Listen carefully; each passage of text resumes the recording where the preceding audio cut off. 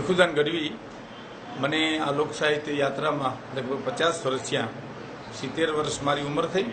20 વર્ષની ઉંમરે હું સ્ટેજ ઉપર આવ્યો. 50 વર્ષની આ લોક સાહિત્યની યાત્રા. એમાં અત્યારે તો આધુનિક ઇલેક્ટ્રોનિક અને બધી વ્યવસ્થા ઘણી થઈ ગઈ, પણ અમે વર્ષો પહેલાં તો અમે આમ વગર માઇકે કાર્યક્રમ આપતા. ગામને ચોરે ગાઈડનું પાથર્યું હોય ને આખું ગામ બેઠું હોય અને અમે વાર્તા કરતા હોય અથવા તો ભજન ગાતા હોય, અને એટલું બધું શાંતિથી માણસ સાંભળતું હતું, કારણ કે તેથી માણસ અંદરથી શાંત હતું.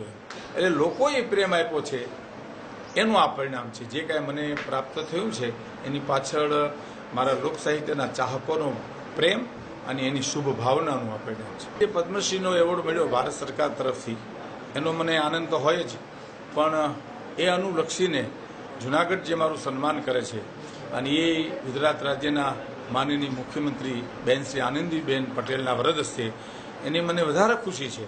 મારે ઘરે પધારે છે એનો મને વધારે અનેરો આનંદ છે કે આજ આનંદ આજ ઉછરંગ આજ નેનોમાં ને સખી અમારા જુનાગઢમાં આજ કંચન વરહે મેં. એટલે આ બધી યાત્રાઓ નો અમને આનંદ છે. જે કાંઈ પુરુષાર્થ કર્યો છે એનું આ પરિણામ છે.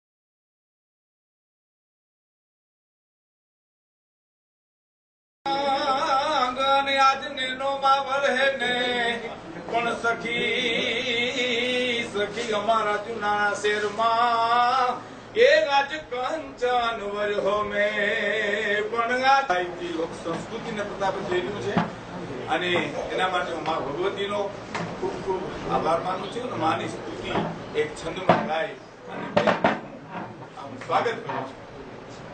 કે ગુરુદેવી બેને વાત કરતી સારી કરતી તું સદા એ જ બાઈ પકડી બાળની ને આપ હરતી આપદા જુગ સત્યની તું જોગણી અને કોઈ દિન ડરતી નથી, પ્રગટ છતાં તું માત પીછળ બેર ક્યું કરતી નથી, મારી બેર ક્યું કરતી નથી.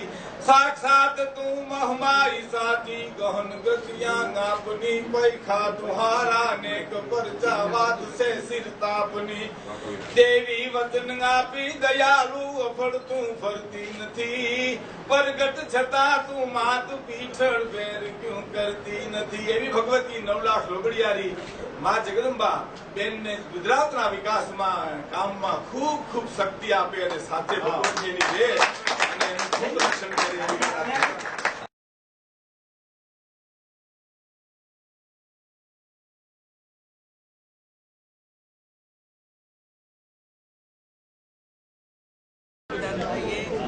કર્યું છે અનેક ભાઈ બહેનો સુધી આ સાહિત્યને પહોંચાડવાનું કામ કર્યું છે, આપણી સંસ્કૃતિને ઉજાગર કરવાનું કામ કર્યું છે. આપણું જે ઇતિહાસ છે એ ઇતિહાસને પણ જન સુધી પહોંચાડવાનું કામ કર્યું છે, અને આ એક આપણી ધરોહર છે. એ ધરોહરને સાચવવી જોઈએ અને એક પેઢીથી દૂસરી પેઢી સુધી પહોંચાડવી જોઈએ, અને એ કામ ખુદાનંદજીએ પૂરા જીવન કર્યું છે. હું નરેન્દ્રભાઈનો પણ આભાર એટલા માટે માનીશ કારણ કે નરેન્દ્રભાઈ ખુદ ગુજરાતના અને સાહિત્યના શોખીન સાહિત્યકાર, કવિ, લેખક અને પાછા રાજનીતિ